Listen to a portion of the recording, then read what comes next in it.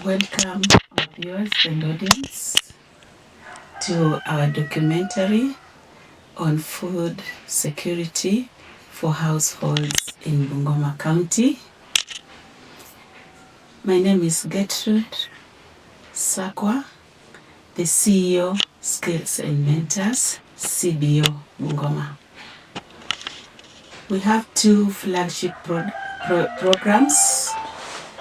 One is the Household Food Security Program, and the second is Civic Awareness Program.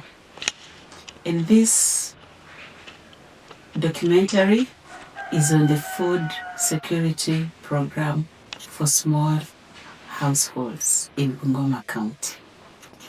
Our vision is a food secure and economically, civically empowered Bungoma County, where women and youth drive sustainable development.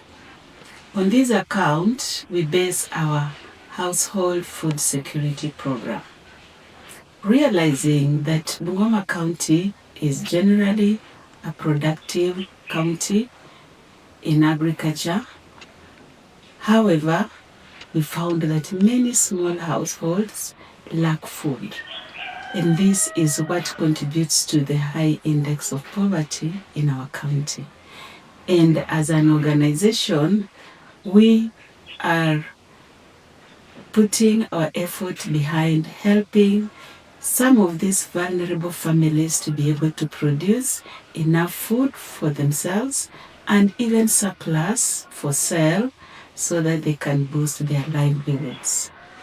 In this connection, we have carried out a survey so as to identify beneficiaries for farm inputs for this coming season. We are going to give inputs to 100 households per every sub-county in Bungoma County. And therefore, we have carried out a survey to identify these beneficiaries. Today, we are here doing the verification of the applicants. And therefore, we are going through this process, and other participants here are going to take us through what we are doing on the ground and what they have already carried out to identify these beneficiaries, so that we can be able to get the genuine beneficiaries for this exercise or program. Thank you and welcome. Hello, I'm Rose Lukuya from Skills and Mentors, CBO Bungoma. I'm a field coordinator volunteer in Kandui Sub-County. As Madam CEO has mentioned about our food security program, I'll talk about the survey. We did in partnership with the local administration, that is our able chiefs, the assistant chief, the village managers, and the Nyumba Kumi, to identify the vulnerable women so that they can be part of our beneficiaries. As we started, it was about women, but when we went to the field, we found a few vulnerable men who will be considered in the program. We had a formatted questionnaire where we had to know the basic information about the vulnerable women. That is their name, age, ID, and the number of households, and probably their telephone numbers. And again, we had the questionnaire was about the farming information. If this woman does farming, and what does she farm, and the size of the land, and if it is rented or owned or borrowed, as well as the challenges they are facing when doing farming. Then we have the economic status of the vulnerable woman, We needed to know what they do for a living so that as we come in, we know where to support. We also had the agricultural part of it, whereby we needed to know if they get any other inputs from other organizations so that we can partner with the existing organization to help other women in the society.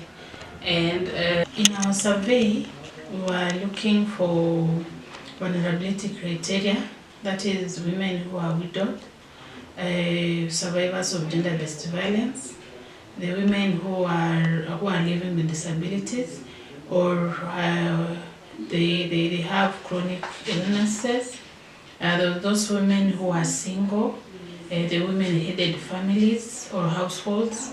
There are women who take care of orphans or vulnerable children.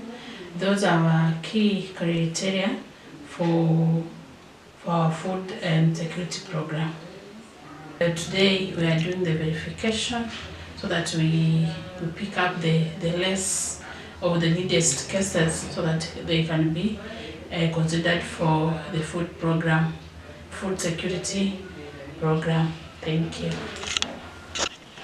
Hi, my name is Sheila Wanyoni. I work for Skills and Mentors Organization as a field coordinator from Bungoma Central. Having spoken earlier by my colleague, we've been administering survey to our vulnerable farmers in the community. And during administration, we faced some challenges that hindered us from completing the survey on time. One of the challenges was that there were so many vulnerable farmers in the community, and you find out that that number surpassed what the organization had even budgeted for.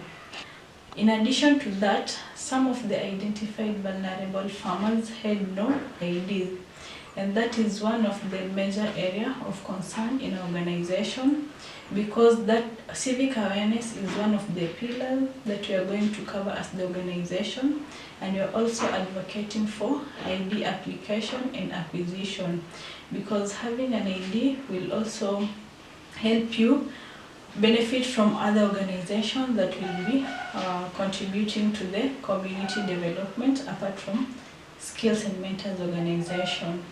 Another challenge was that there was delay in signing of the survey forms, and this was brought up by a busy schedule of the community administration, that is the local chief, the village elders, and the assistant chiefs, who are part of our organization in administering these programs to the people in the community, because they are the major key stakeholder in our organization.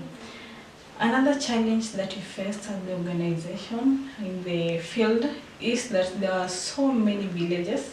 You find out that one location has more than 10 villages, and that implies that there are more than 10 vulnerable farmers coming from one location and even one sub-location.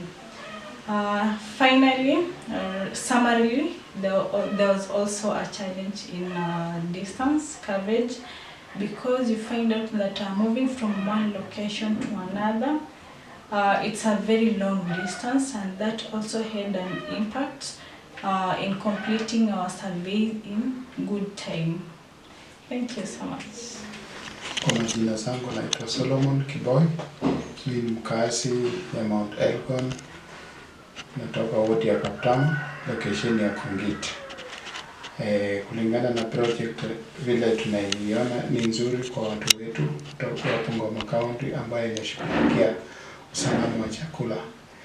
Kama venye wenzangu wamesema, mimi nitaangazia ni watu gani ndio tulikuwa tunawatafuta ndio wapate hii msaada kidogo ile tuko naye kama shirika.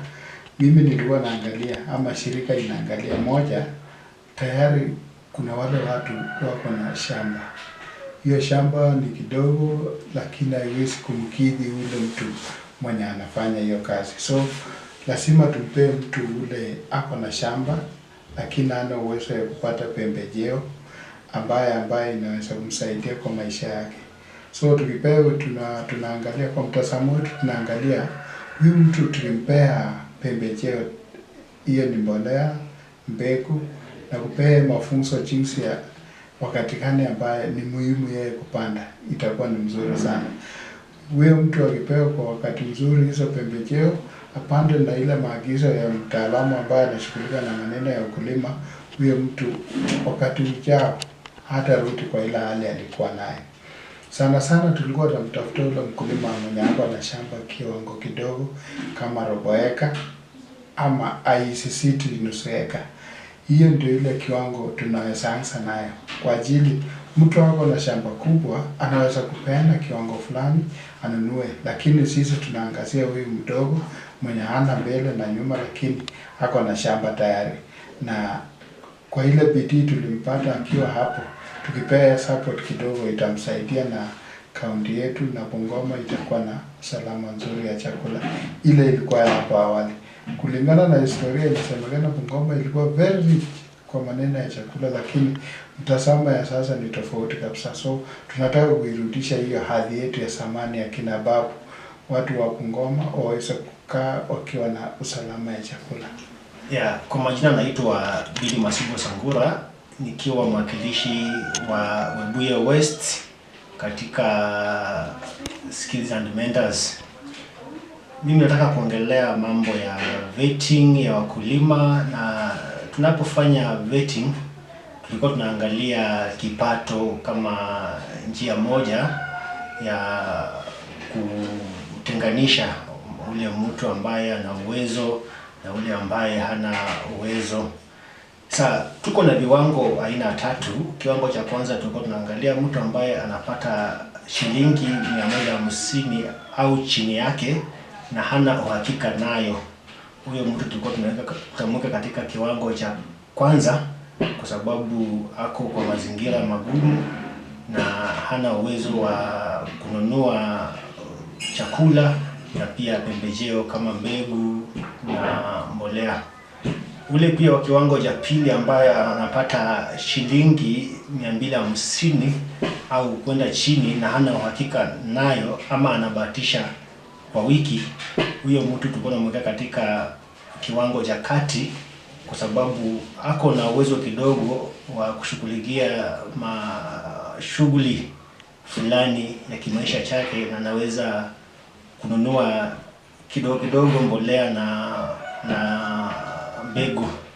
Na pia tuko na ule mwenye anapata shilingi 450 ama kwenda chini na pia hana uhakika nayo, huyo tunamweka katika ya 3, ambayo tunasema ya kwamba huyo ako na uwezo wa kununua chakula na pia kununua pembejeo ambayo tunaangalia ama baadaye tunaweza kuwapatia wakulima. So kwa ufupi, kitu ambayo tunaangalia ni kipato. Mtu ambaye ako na kipato cha chini ni ule mtu ambaye atapewa kipaumbele kuliko hao wengine. Asante. Hi, my name is Ruth Mali. I work with Skills and Mentors, CBO Bungoma. I am the field coordinator, coordinating Kimaeti and Bumula sub-county. We are dealing with a project on food security for small-scale household farmers, and I have identified marital status as an indicator for vulnerability, whereby a person either is married, divorced, single, widowed, or he is a widower. So, for a married person, the husband could be providing. For a divorced person, maybe the one of the partner may be separated because of one issue or another. So now that the one who remains with the children, the one providing for the needs of the children. Then for a widow, the husband died. Then for a widower, the wife died. And maybe they struggle to get food to feed the dependent, that are the children. Then on the issue of dependents, these are the people who live in a household. These are the people who feed on the food that that person provides. So on the issue of dependents, the higher the number of dependents in a household, the higher the number of food required for that family for sustainability. Then on the issue of people living with disability as an indicator for vulnerability, a person with disability makes that person vulnerable because he or she may not be in a position to go and provide food for the family. So when I say a person living with disability, this person might be either deaf, blind, or maybe physically the legs, maybe he or she have one or the leg are broken. So maybe because of an accident or he was born like that. So a person living with disability will look at his or her commitment to family. If he's totally disabled, is there anyone who to take care of the farm, to crop so that to get food for the family? Or is there anyone close to her as a caretaker for that disabled person? Then on the issue of chronic illness, we will look at how ill is that person. Does this person have a caretaker who manages the farm when that person is ill, and who provides for food to that person? Is she or he solely dependent to the caretaker or to the farm? Thank you. Hi everyone, my name is Alex Victorus, working as a field coordinator for Skills and Mentors project. As it has been mentioned by many of my colleagues, we are working towards ensuring that women in the rural communities are able to farm, or are able to produce enough food for their families. And of course, most of these families really undergoing a very awkward situation in terms of daily life. They don't have food. They don't have even key basic needs. And of course, for this purpose, we are really pressing on to ensure that women who are going to benefit from this project, they are going to be very responsible. Why we are considering responsibility?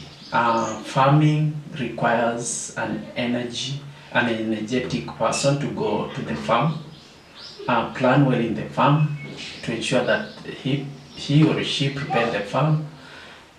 She has enough seed, she has a very quality fertilizer, and of course ensuring that they are also within the environmental conservation.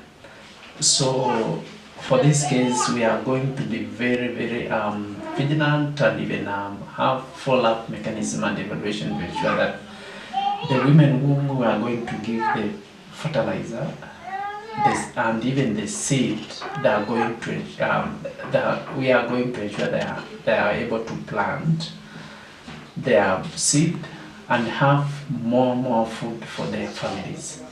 And why are we saying that? From the previously we have seen the county government of Bungoma distributing the fertilizers to poor farmers. And of course we are doing that to complement their effort to ensure that we reach more population which are very vulnerable, like the women with the disability, the single women, the widowed women, and also women with special considerations. So for that case, we will ensure that once they get the seed, they're able to plant, and they're able to, at the end of the day, if we visited that home, we can compare the baseline and even the end line after the project, after they planted, meant they're able to sustain their food in the family. And of course, we are also considering the age. Like, which age are we really focusing?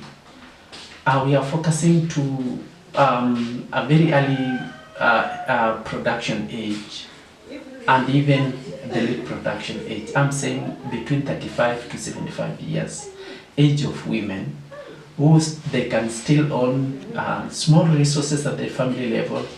They're also able to come out very strongly and able to use the resources available to support their farms and produce enough food. So that is the age bracket we are going to work with to ensure they sustain their food at home. And of course, someone may say we have an 80 years woman.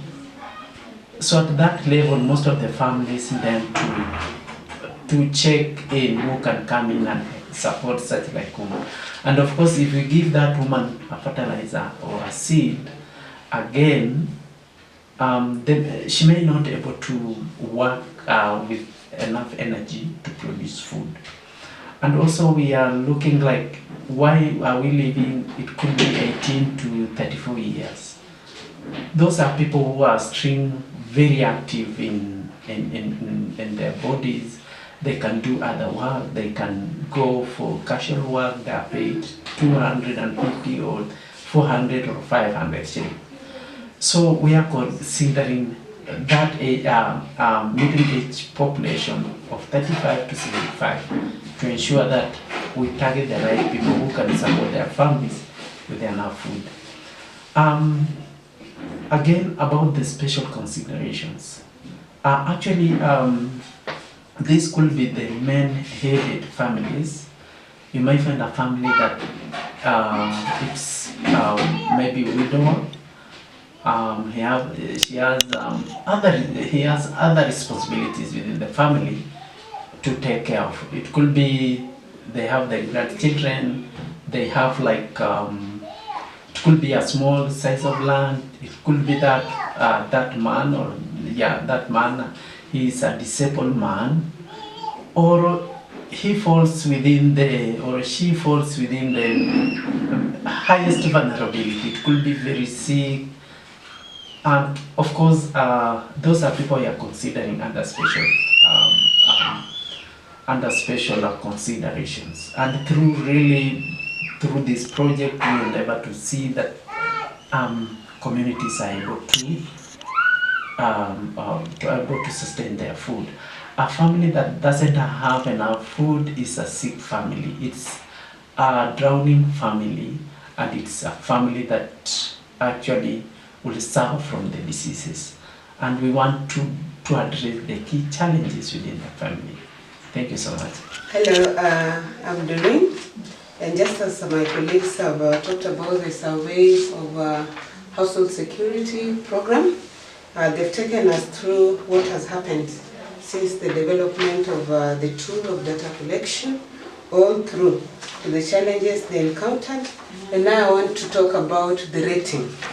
After shortlisting, now screening is one of the most important phases, whereby we go to the community, meet these particular individuals, probe more, rate to which percentage have they qualified as vulnerable and in need of this particular fertilizer.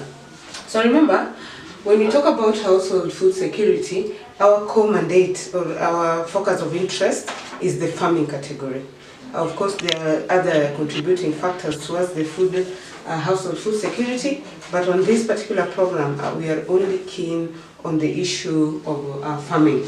So, just as my colleagues have outlined the components of the survey tool, we have thus scaled down to what are the key issues that we need to consider when we are now rating or selecting from a magnitude of people. And I must mention that we've noticed that there's so many people that are in need of this particular support at the grassroots level. And we hope that as time goes by, we'll be able to even expand this particular program to allow us to incorporate so many people. Because now, because of the what we are capable to handle at this particular level, we will be forced to even leave some other who are equally in need. But for the interest of what we can afford at this time, we have to develop a rating tool that will allow us pick the most vulnerable at this particular point. So looking at my chart here, we've rated this in the rate of 1 to 3. That is with 1 being vulnerable, number 2 being very vulnerable, and then number 3 being extremely vulnerable. My colleague mentioned explained some of the factors that we are looking at, or rather indicators that we were looking at when we are doing our shortlisting. Number 1, of course, because we are interested in farming only, practicing active farming is one of our one of the key indicators. So on this, full dependent on farming, we will get 3 points. And especially when they are fully actively involved in farming and not even having good yields, they're not producing much, but somehow they depend on that particular farming, they get position 3. But when they're also farming, but there is that low production, but they're irregular, they probably because of 1 or 2 issues, they have not fully focused on it, they get 2. Then number 1 are those who are actively farming with consistent production, meaning they really don't have quite less food as much as the category 3. Then we're looking at also size of land. You know, somebody who has 6 acres of land, chances are very high that this particular person is able to even lease a section of that land and get source of income out of it. So we also look at even the products that we want to give, which has been talked about by my Chief Executive Officer, 25 kg of fertilizer, top dressing, maize 2 kg, and beans the same. There's a size of land that kind of input can be utilizing. So we are keen on half an acre, quarter to half an acre. After 1 acre, we think then that might not be very, very needed this juncture. So at 3 points, we give those who have a quarter an acre. At 2 points, half an acre, and then 1 could be over half an acre. And our assumption is when you have a big parcel of land, then chances are very high you can even lease out and get some money out of it. The other issue we're looking at is socioeconomic status, and this is why now we are visiting these homes practically. Other than just, of course, the field facilitators or coordinators are already on the ground at data collection. But this is a verification case where each and every one of them has to visit the exact household so that we gauge in their own observation. You know, you collect information both from what you've been given and also what you have observed. So can they observe this? What are the status? Can they check the status of the housing? Are they staying in conducive environment? When you walk in that particular house, what can you tell as a person? Are they struggling? Are they relatively doing well? Or are they doing actually well? So we look at the status of where they live and other contributing factors to tell us what could be their socio-economic status. We look at the building of the house they're staying in. Is it a grass touched with the walls also muddy? Floor mud? Is it a semi-permanent whereby now there is iron sheet on top and probably the wall is mud and maybe the floor is mud or the other way. So we check at that.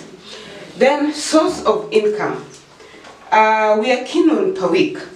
We try to interrogate these particular families. What are they able to or to earn from a week hard work? Of course, the reason why we are picking a week is because we assume that this category are not pay-slipped, or rather they are not in a job, or they are not employed somewhere and earning some salary. So what are we checking? We want to look at those at 3. Those who will get 3 are those ones that get 150 and below in a week. In this kind of economy, at this time and century, we can imagine what 150 can do. So if this person can only make 150 in a week, then definitely this kind of person need a lot of assistance. At number 2, we look at below 400 shillings. Anybody who gets at least below 400 shillings, we consider that he's moderately, of course he's vulnerable, but not as much as the extremely vulnerable. They're just very vulnerable. Then at 1, now these are the ones that has a bit 400 and above. 400 and above. So, you know, at least 400 above. In a household that does not have so many people, they can, in a rural setup, they can manage some breakfast, maybe get some cassava from the other local market, make some tea from cows and all that. So 400 somehow in a day they are able to get something. Then we are also looking at dependents. You know, having moved in the community, we have noticed that most of these vulnerable people have stories. They have really unique stories. You find even a grandmother who had children who passed on, and now he's having grandchildren of big number, as far as 13, 12, depending on her, age is catching up, and so on and so forth. So we look at also dependents. We believe that the bigger the dependents, the more strenuous this particular family is struggling. And you know, this is coming after we have assessed the source of income. So we relate the two, what they are able to make, and then who are depending on what they are making, and then eventually we make a decision on that. So the bigger the number, like for number 3, we're considering 5 dependents and above. At number 2, around 3, 2, and then 1, probably 1 and 2. The other factor we're looking at when it comes to rating is marital status. This is also an area that we find a lot of dynamics involved. We have widows, we have single mother households, we have divorced and separated. So we venture into most of these particularly elderly who are now, you know, they don't have a support system. They're old, they're existing, they must take care of the grandchildren, and at the same time they are widowed. So at times you find an elder person who is widowed with dependents. So we look at all these particular factors. We are not only focusing on women. When we were at the grassroots, we also noticed there are widowers who are existing, having children. They chose not to marry, to purely focus, or had a bad experience remarrying and the relationship never worked out, and now they just scaled down their life to taking care of the children that they were left with. But you know, they don't have a salaried job. So they end up now again venturing into farming and selling these products in the market. So we also gave chances to men who are there. So in as much as there's this widow, single mother, and so on, we are also giving a chance to the widowers. And even divorced men who chose not to remarry, but they're having kids. They decided to take care of the children after they otherwise probably remarried somewhere, and so on and so forth. So in that category, in this area, we look at so many factors, because you can find a woman who's widowed and also taking care of so many dependents. We can also find a woman who is divorced, has the children, and not getting support from the fathers of these particular children. So this is so dynamic. We check the most vulnerable case to get 3 points, 2 and 1 subsequently. The other issue we're looking at is other conditions. Is this person struggling with any other thing? You know, you find especially that we are dealing with the age of 35 to 75. This is a mix of middle age, adulthood, and old age. So you find that they could be dealing with chronic illness. So old age diseases, but at the same time they have to farm and get something out of it and take care of the family. We give consideration to PWDs, people living with disability. When there's such case, we give them, it depends now with the kind of disability. You see, somebody who is mentally handicapped and somebody who cannot see, could be blind, you find that this person can fall up to 3. Why? He's more vulnerable. He cannot directly see what is going on. But you find a scenario where somebody is physically challenged, maybe just a bit, maybe stumbling a bit, But this is somebody who can make a move, he can visit the farm, he can engage other people, supervise this particular work. So we categorize in depending on the nature and severance of how that disability. The other thing is that chronic diseases are known for consuming resources. So this farmer could be investing in farming, but when they sell these products, again that money goes to medication. So this is somebody who really needs support. He's looking for money for inputs, at the same time he's looking for money for medication. So if we can cushion those kind of category, then it will assist in reducing or cushioning the life hardship that this family is going through. The other issue also we thought was very fundamental is farmer responsibility. You know, giving inputs to the farmers, it's also good to give where there will be some production out of it. So we look at this farmer. You know, there are also other organizations in the past who have done these particular programs. So our point is, what are we doing differently? So you find that we find out also, have you been supported before? If yes, have you done something out of it? Because if you have not been able to do something out of it, then us doing the same program to you simply means the story will be the same. Case scenarios, you find in a community, a man probably 40 years, I don't know, 40 to 45 years, he's a drunkard.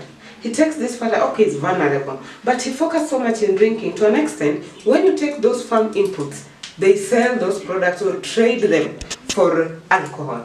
So we also assess, because at the end of the day, our main goal is to change the society, to make sure that at the end of the day, there's a life change. At the end of the day, food security is realized. So we also assess what is the commitment of this particular farmer.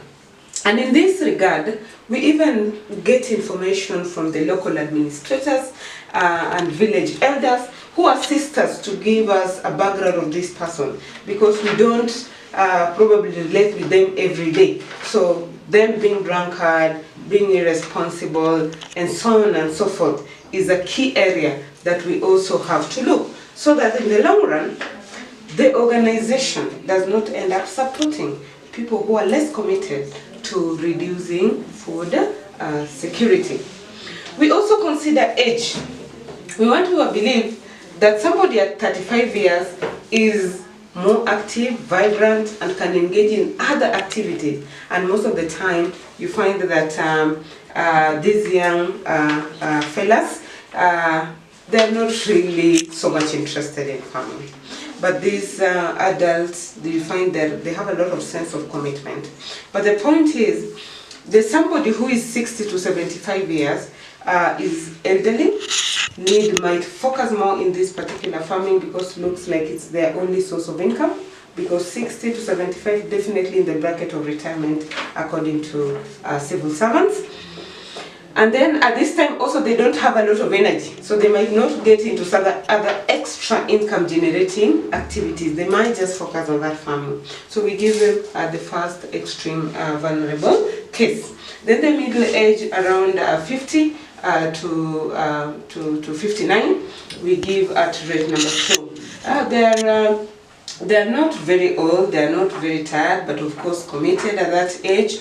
But not as vulnerable as they are. At the age, just as I've mentioned at 3 points, we try and give 60 to 75, because at this particular age now they're getting old, already at the retirement age of civil servants.